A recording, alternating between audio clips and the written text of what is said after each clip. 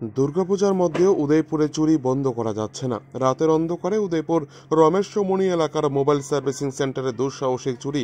জানা যায়, মঙ্গলবার সকালে দোকান মালিক আকাশ দত্ত দোকান খুলতে এসে দেখে দরজা ভাঙা অবস্থায় রয়েছে।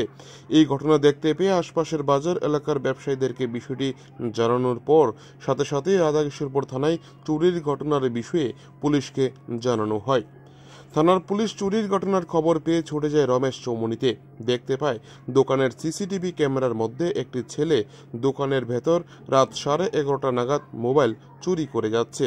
দোকান মালিক জানান, প্রায় 12টি মোবাইল চুরি করা হয়েছে, যার বাজার মূল্য 80,000 টাকার উপর।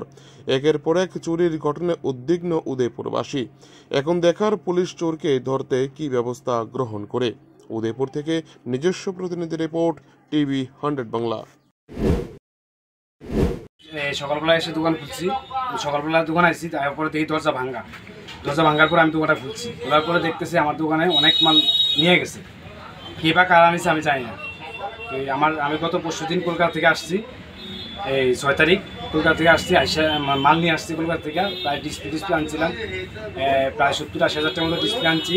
তারপরে কিছু টেম্পার কভার টভার আসছিল, চুরে নিয়ে গেছে। তারপরে অনেক কাস্টমারের মোবাইল নিয়ে গেছে, সেকেন্ড হ্যান্ড মোবাইল অনেক ঠিক করতে দিয়ে গেছে। প্রায় 10-12টা মোবাইল নিয়ে গেছে। টাকা ছিল প্রায় 12,500 টাকা মতো। 12,500 টাকা ছিল। আর এটা কবে চুরি হতে পারছে তুমি কেন? আমি সিসি ক্যামেরা সকালে এসে সিসি ক্যামেরা চেক করছি। গতকালকে রাতে 11:30টার সময় চুরি হয়েছে। একটা ছেলে দোকানের ভিতরে ঢুকছে, আরও লোক ছিল, হয়তো বাইরে সিসি ক্যামেরা অনুভূতি যা বুঝতে পারবো। মানে দরজা কি ভাঙছে? কি দরজা ভাঙছে মানে সিটকে ইয়াগুলো আর কি, কাঠের দরজা ছিল, এটা ভাঙছে না? ভাঙছে।